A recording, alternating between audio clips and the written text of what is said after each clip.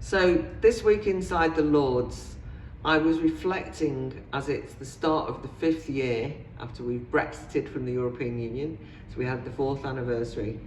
I was reflecting that on that night, that day, the 31st of January, 4 years ago, I was leaving the European Union for the last time, walking out of one parliament and glad to see the back of it. And one of the organisations or institutions I was most delighted that we thwarted in their attempt at stopping Brexit happening, at really frustrating the will of Leave voters from the 2016 referendum, was the Lords. Never did I think that 4 years later I would be sitting in the House of Lords. And let me assure you, they're just as frustrating. But at least, and this is the key point, at least in that leaving of the European Union, we, ordinary people, millions of them, made sure that those people who thought they could just simply click their fingers and did everything and anything to try and overturn the vote didn't get away with it, and that democracy prevailed.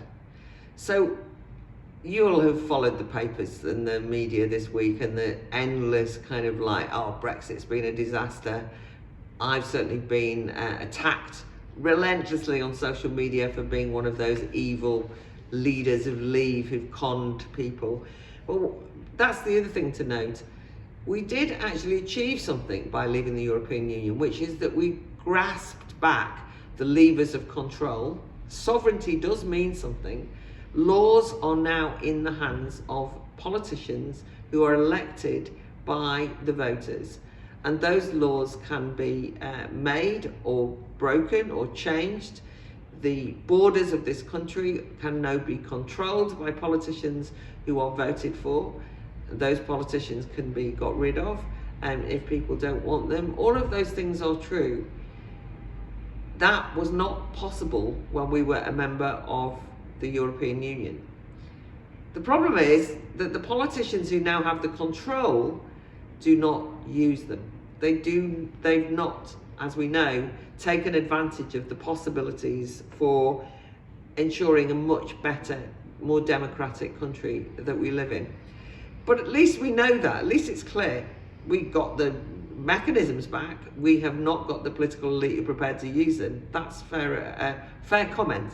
And we will all have felt the frustrations of Brexit squandered as an opportunity for a new kind of politics.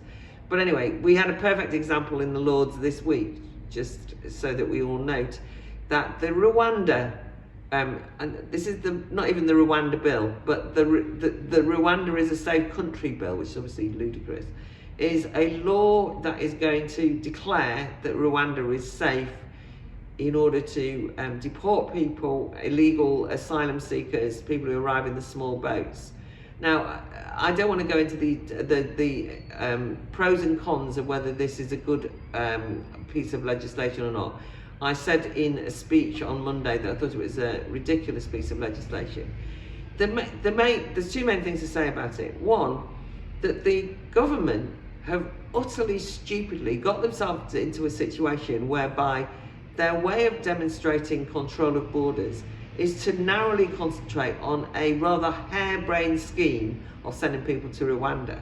I mean, even if you think if you're not prepared to take any notice of the fact that it might be cruel, it might be completely ridiculous to just kick people out of the country to Rwanda, why would you do that?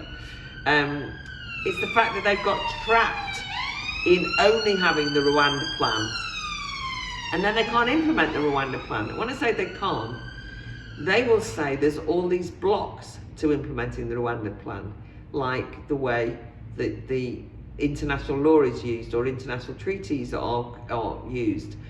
The thing is that they don't have to take any notice of those things. They could leave the European Court of Human Rights if they want to. They could set aside the rulings of international law. They do not have to over-literally interpret the international treaties that the UK signed many, many years ago, often decades ago, and that are completely outdated. They should have a completely new approach to asylum that's democratically debated, where we decide ourselves on what we mean by refugee, what kind of asylum process we have. But they managed to get stuck in a stupid row about whether one African country is safe or not, what its human rights records are like. And then you've got the Lords, and I say this fully knowledgeable that I sit in the Lords. The Lords, the unelected part of the legislation of this country, then just say, well, we're going to actually completely ensure that this bill, this Rwanda Safe Country Bill, which is designed to allow the government to get around the objections to their Rwanda plan, the Lords then just say, oh no, don't, what we're going to do is we're going to basically gut it through endless amendments. They're going to actually ensure that, yet once more, I doubt anyone's ever going to get on one of those flights to Rwanda. But the other thing is that every side is wrong in this discussion, because we have got trapped, and there is absolutely a mistake made by the Conservative government, as usual, that they have not taken opportunity afforded by Brexit to completely reconsider the migration question, and instead got themselves into this mess. And I actually think the country's moved on. If you talk to even people who are hard-line supporters of the Rwanda plan originally, they now say, why are we only talking about that? Why aren't we having a broader discussion about migration? And only this week, indeed, we've heard that universities are offering, UK universities are offering overseas students entrance to universities on much lower grades than people in the UK. And when you get offered those places, you're offered a visa, and the visa requirements can mean that a number of your family come in. I'm not trying to get hysterical about those students, by the way, and I don't blame them. But there's obviously so much that's happening in relation to migration behind the backs of the electorate that it's no wonder people are getting frustrated. So you can see my speech on the Rwanda bill, and I will do my best to report back to you how it goes as it goes through the Lords. But honestly, I don't want to be in there fighting to defend a ridiculous piece of legislation, even though I really object to the people who try to stop the legislation even more than the government, more than I object to the government. There's a lot of police activity going on outside, by the way. That's because we're in the heart of Westminster, and that's what it's like here. Okay, the other thing that happened that I want to report on from inside the Lords this week was one of the great privileges of being in Parliament, which I can't even believe that I have the opportunity to do this, is that I get invited to all sorts of meetings. Mostly I don't go to them, but I was invited to a briefing this week by the APPG on Israel, and there was speakers who were giving testimony, proper detailed evidence testimony that sexual violence occurred on October the 7th in Israel in the pogrom that took place. In some ways, it was the most harrowing event that I've ever been at. The room was absolutely packed, and we were hearing from people who were emergency workers, police investigative officer, you know, the equivalent of the Israeli FBI. We heard from somebody called Shari Mendez, who's an architect who worked in the morgue, identifying, particularly working with the female bodies, preparing them for burial, but identifying them.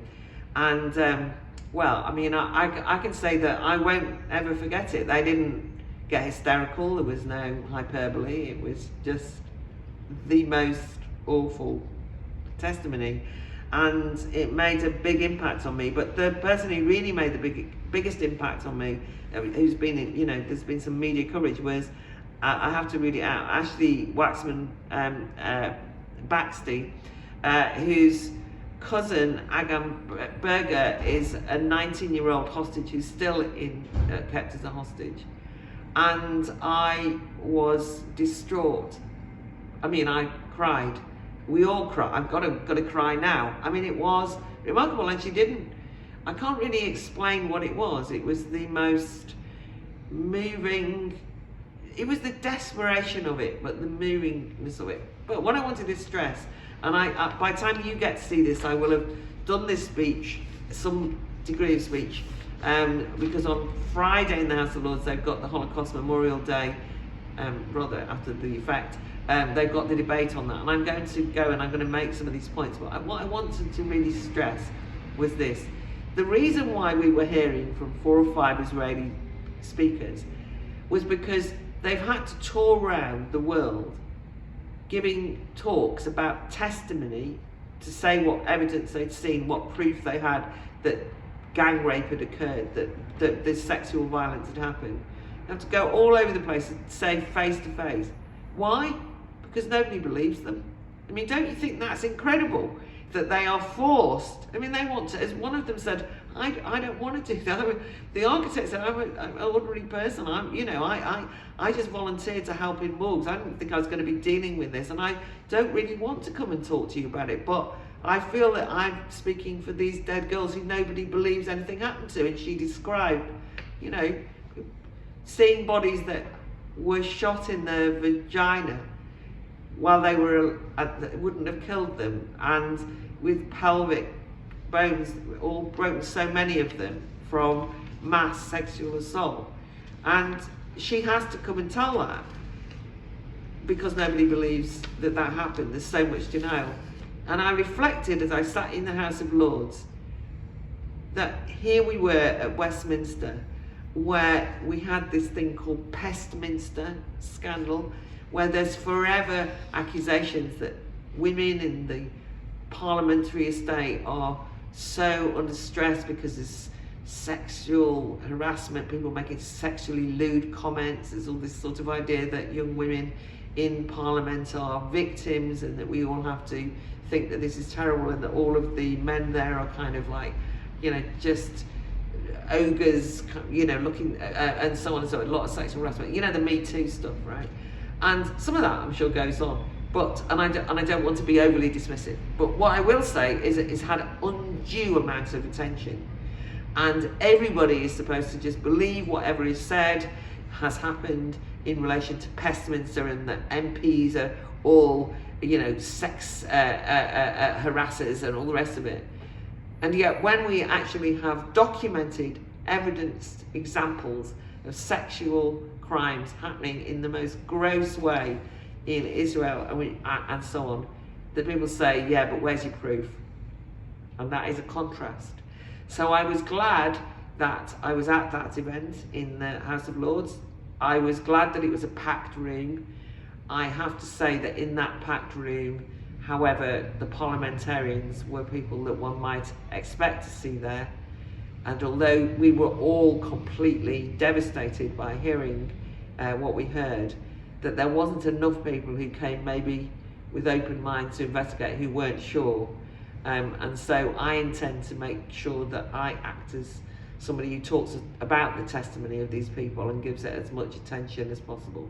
So that's Inside the House of Lords this week has been actually quite intense and interesting.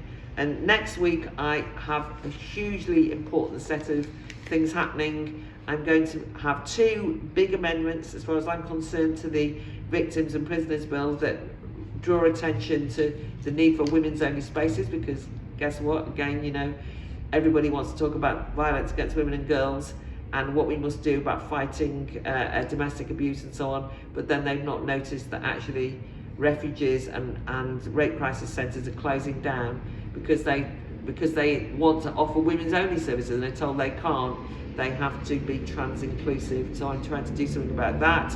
And I'm also going to be taking on the proposed conversion therapy bill, which I think is an incredibly damaging threat to free speech, to women's rights, to the ability for counsellors and indeed pastoral care to give advice to young people who are confused about gender, and undoubtedly that bill, private members bill, but nonetheless will get a lot of attention, so I intend to make my voice heard on that as well.